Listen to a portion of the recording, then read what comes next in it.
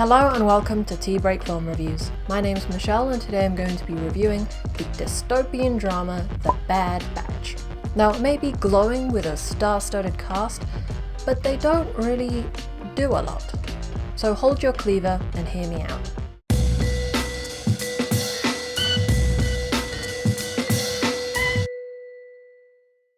In a desert dystopia, a young woman is kidnapped by cannibals.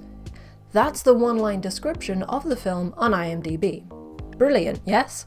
Well, I thought so, and that plus the cast and the intriguing trailer had me really interested in watching this film.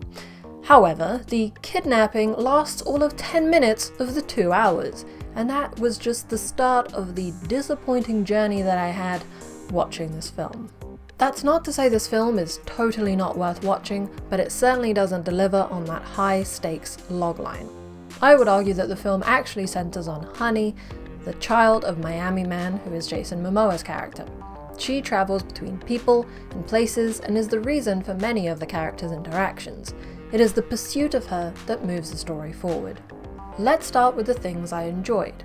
The cast was a strange collection of actors, but they were very compelling to watch.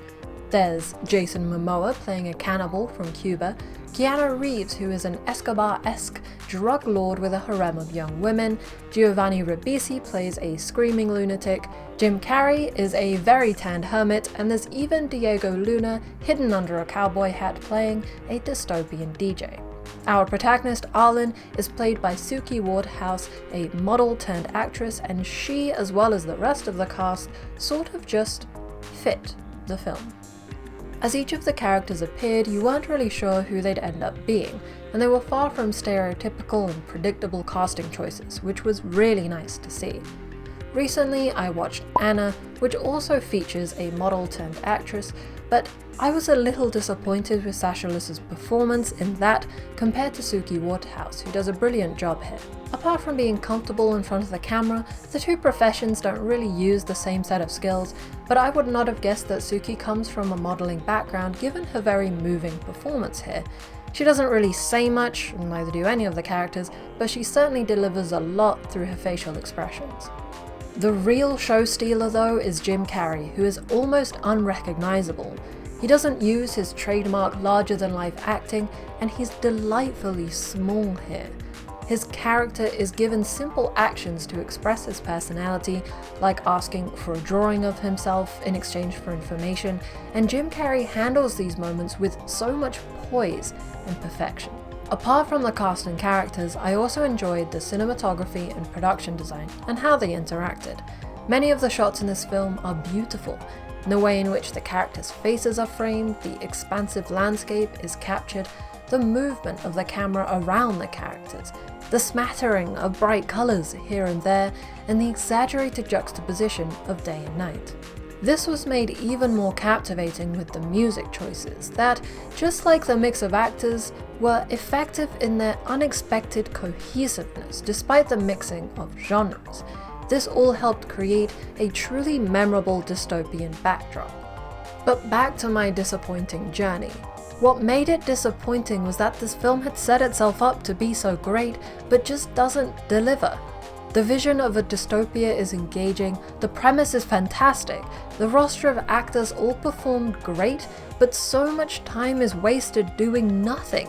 There are so many moments where the story is just not being moved forward. One of the important things you learn in a beginner's guide to screenwriting is that each scene needs its own arc, its own goal that helps move the story along in order to get to the conclusion and fulfillment of the overall arc of the film. But that just wasn't happening here. I have seen many films like The Bad Batch with these long shots and sparse dialogue, including The Rover, which is also a dystopian drama. It's also set in a desert, and it also has a simple premise. The difference is that in The Rover, every piece of dialogue was significant, and every scene felt like it needed to be there. In The Bad Batch, the pacing was off. The dialogue was stilted and the premise was overshadowed by these moments that were sold as opportunities to contemplate life, but were just a waste of time. For example, when Arlen takes drugs, wanders out into the desert and hallucinates, the audience is subjected to a sequence of exceptionally overused effects to symbolize said drug taking.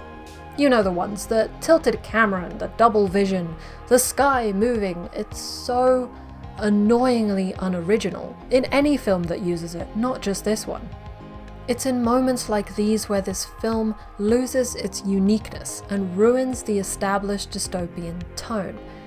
The ending seemed to want to portray that our main characters have changed, but it didn't feel like they had any reason or motivation to.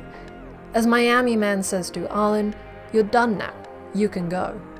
And he was right. I was certainly ready to go far before the end of this film. I don't recommend watching this if you're looking for a dystopia worth your time. You might as well rewatch Mad Max Fury Road. However, if the intriguing collection of actors is of interest to you, then you can certainly give The Bad Batch a chance. Just be prepared for that lumbering pace. Thank you for watching. Please like this video if you enjoyed it, subscribe and hit the bell icon if you want to see more videos, and comment with your thoughts on the topic. What are your favourite portrayals of dystopia? This has been Tea Break Film Reviews. My name's Michelle, and I hope you have a great day.